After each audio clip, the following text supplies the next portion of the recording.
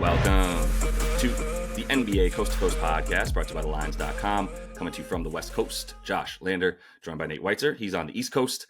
And we've got playa props here for you on the Wednesday that we're rolling through here. Forgot what day it was for a minute. We got 9 games on the slate tonight. So finally, a nice robust slate with plenty to choose from. Haven't had this big of a slate since like basically last week at this point. But we are going to be looking at player props. Like I said, pretty good night last night, but we really slayed in the best bets. And we have that episode up for you. 3-0 last night. Separate one here for today as well. So make sure to subscribe to that page. Don't miss any of this stuff we're bringing you moving forward. Should also let you know we got the NFL player props coming out this week for that final round here before the Super Bowl. So definitely want to make sure to check all that stuff out. Nate, let's go ahead and jump right into your first play a prop here for Wednesday. Yeah, I'll take Devin Booker, and expected to see this more like 27 or 28 points, and it's 25.5 with good odds here. I mean, I saw it dip below 25 for a minute. I don't know if books are thinking Bradley Beal might actually play here, but I think he's going to be out with the ankle / trade deadline flu / just a horrible fit with this team and can't wait to get out of town. And Booker, the last 6 without Beal, has averaged 32 on 31% usage on the season, 29 a game versus 24 with him. And the usage is similar, but the shot quality is just much, much different. The spacing is much different. He is in control. He's in rhythm. And Phoenix in general, you pointed out, is due for some positive shot quality regression here against a Nets team that's on a back-to-back. That is why we get the Suns here at minus 12. And the book has gone over in 6 of the last 7 with Phoenix favored, averaging 28.5. That's why I thought we'd be around there from the books. But, you know, coming off a poor performance against the Cavs, the entire team, because Beal played and kind of messed up the works, but also that's a good team and they were underdogs. And now they play a tomato can, a team that I actually correctly identified would try really hard last night against the Knicks. Yeah, and now they're on a back-to-back, and they go right back to the tank machine, I think. And last back-to-back, they lost by 60 at the Clippers, gave up 126 to a low-scoring team. So that tells you the Suns should be able to do what they want here. I don't know if they can blow anybody out, though. They just have not been that team. So I think Book gets his full slate of minutes. They actually lost to the Nets early in the season. Book had 31, got 13 free throws. Beal, a nice minus 23 in the starting lineup. Again, messing up the works. But as a team, they shot 53% from the field. Brooklyn right now, 3rd worst opponent field goal percentage in their last 10, also giving up 3rd most assists. And they give up more assists and more points to Western Conference teams, as you would expect. So just give me the points with Book. I know the assists are good to add here, and like a 30-plus PA parlay here with the Suns at an alt line, I think is something I'm hitting there to try to get it around even money, because I do think he gets some dimes as well, but I think he's good for about 30 points.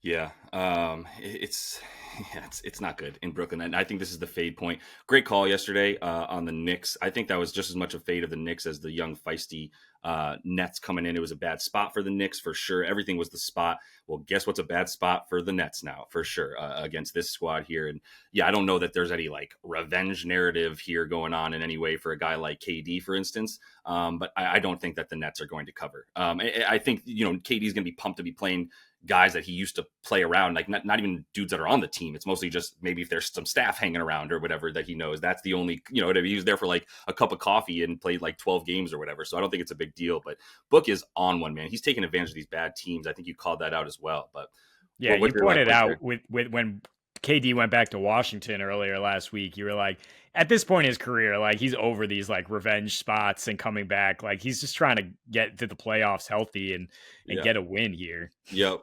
And KD's like trolling pettiness is all reserved for Twitter. I don't think he gives a shit with his actual NBA homies. He just wants to talk trash to the plebes that are talking to him on Twitter. But Book takes advantage of these bad teams, man. He is such a bully against teams like Charlotte and this squad and the Wiz as well. He just puts up 30 on these guys. He's like, let me get mine. I don't give a whatever. Screw you guys. But yeah, I have so much more to say about that with Book, thinking about when he was like, don't double team me in summer league and stuff like that because he just wants to be. Anyway, all right, go into Dave Lillard here. Let's get over on his assists, 6.5, and you can still get minus 105. And I thought I was stealing this at plus 120, and I was, but this opened at 5.5, like minus 125 on some books, which was just plain wrong. I just don't get it. A lot of times we're seeing these books put up numbers based on like the last 5, in part because they know that we, the public, and those who are pretty newbie are going to look at the last 5 and say, look at all this green or look at all this red, and then bet accordingly. And the last 5 isn't really what matters nearly as much as obviously a lot of other things. So for Dame, he's at 7 on the season, man. And we're talking about him going up in a matchup that is so favorable for assists, point guard assists, and anybody who's really controlling the ball. And, even with Giannis out there with him on the floor, he still has way more touches than Giannis in those situations, in part because he's bringing up the ball. But he's going to remain the PG consistently. And that's what I'm looking for against the New Orleans team is like, are you getting out into the transition and are you finding guys off of that? And that has been a big reason for Dame's drives. The thing here about the assist for Dame is like, if Eve Misty and Zion are out, there's really nothing stopping him from just waltzing into the lane and getting what he wants for himself as well. But at the same time, like that's just going to bring 2 options to him. Do you want to go ahead and put that ball up there for Brolo or Giannis on the screen and roll, or do you just want to put it up yourself? So if you want to add the points, I get it. The assists were just something that I came to because it's just it's too good of an edge here when he's averaging more than this or enough to get you there with this against a team that's giving up the 5th most assists per game, the 7th most to point guards as well. And if you look at Dame versus teams that are similar to the Pelicans in that they give up a lot of points in the paint and they give up a lot of assists, Dame has played those types of teams 14 times where they're in the bottom 10 ranked in terms of limiting points in the paint, limiting assists, 14 times, over in 10 of 14, averaging about 8 per game. And like I was saying, we're getting some value here after some unders versus the Magic, versus the Knicks, versus the 76ers, some teams that are better against spot-up shooting, and so it was harder for him to find his passing. But then you look at the teams that he just got this dimes against, and it's teams that give up catch and shoot. The Kings, the Raptors, right? These are the teams that like you can definitely find your shooters on, and I think he'll be doing that in this game. I like Taurean Prince to probably hit a couple threes if you can get that for plus money. I think there's going to be some good looks here, some ball movement for the Bucks.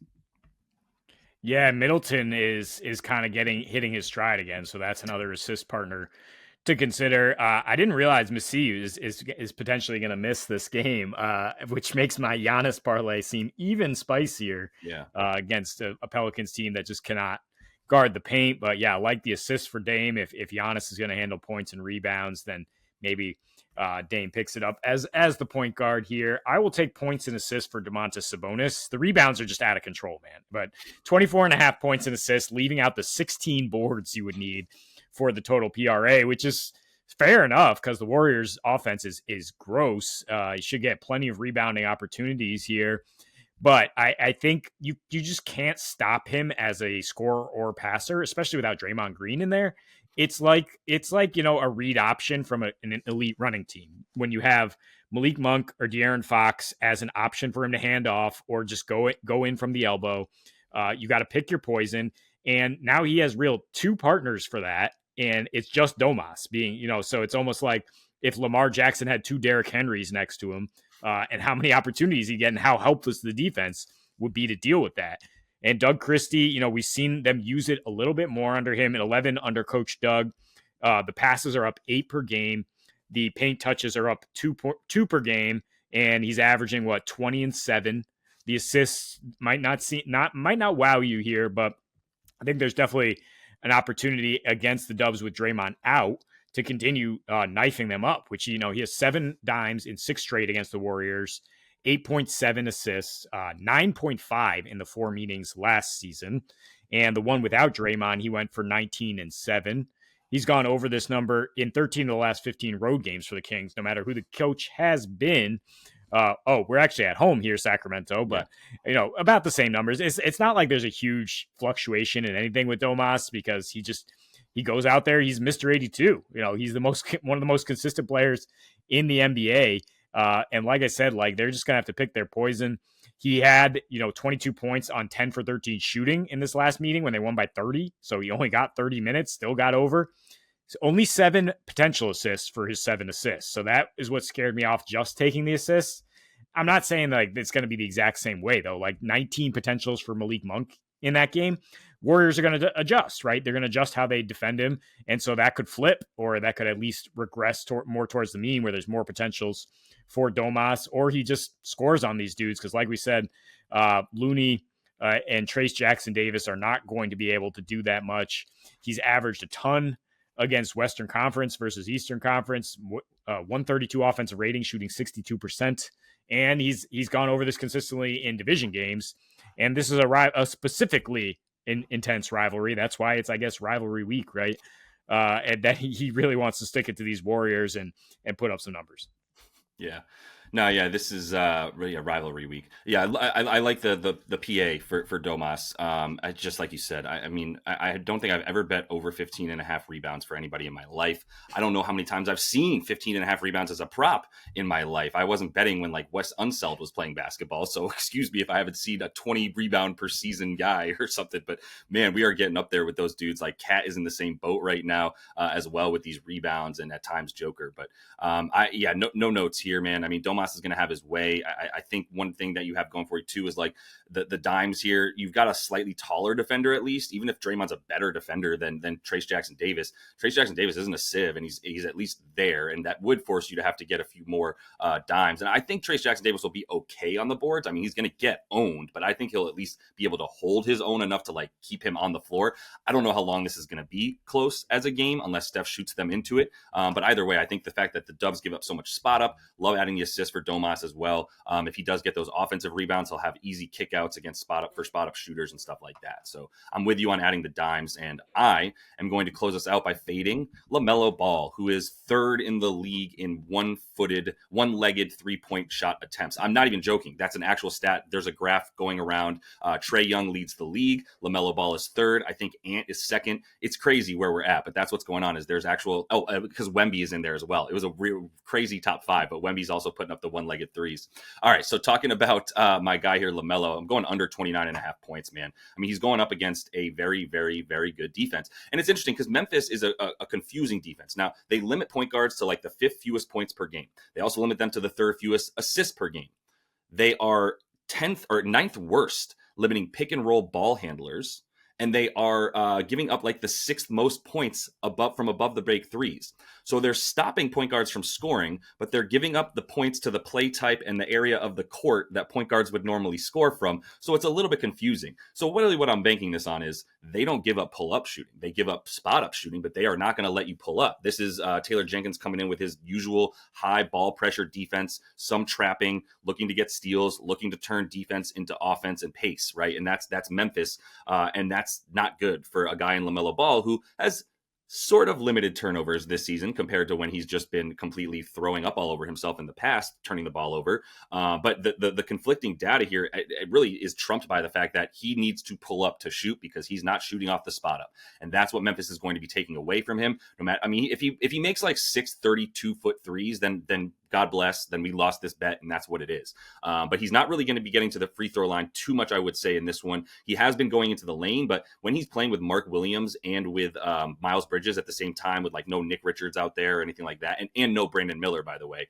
taking Brandon Miller off the court, well, then the defense can just focus on him, and that has allowed Mark Williams and Miles Bridges to actually increase their usage, dipping into and eating into LaMelo's usage when it was basically him, a bunch of no names, and Trey Mann coming off the bench. It was like, yeah, LaMelo, you're more than welcome to shoot 32 times. And that's how but he hasn't gotten over 30 points without taking 23 shots at least. So he hasn't been taking 23 shots went in the last 5 games with this iteration of this team now. Mark Will is a guy that I would be considering. His stuff is so high that it's a bit scary, but the Grizz are a bit more vulnerable to centers because Zach Edey is Zach Edey and Jaren Jackson Jr. is an undersized center. So they are giving up stuff to centers in the bottom 10, limiting points to the position. I just don't think those points are going to be coming from LaMelo threes up top. So I'm happy to take him to go under 30 points. Yeah, I certainly hope so because I'm on Memphis -12, and if he has a cold shooting night, yeah, this thing will be over quick. But yeah, you look at his career numbers, 18.4 points per game, on under 40% shooting in 5 against Memphis. The 2 in Memphis, he has a total of 29 points in 2 games on just dreadful shooting. So yeah, obviously Taylor Jenkins knows how to limit this dude. And they have the personnel to come at him in waves right now. I mean, Memphis' depth is just so superior to what Charlotte's throwing out there right now. So yeah, I think a blowout win here. Maybe you can get parlay the under with Memphis to cover and Yep. get some nice juice. Yep, and I think we're going to see a lot of Jalen Wells in this game. The kid's been awesome as far as the defender goes as well. Really tough, just perfect fit for Memphis, has been making his open shots. So we're going to get a good amount of Jalen Wells minutes, and I think he'll be the primary defender there on our man's LaMelo. But that is all the time we have for you in player props. Make sure you are subscribed to that page. We also have a separate episode up with best bets with some sides and totals looks for you guys. So continue to check in on that stuff. And until we see you next, happy betting.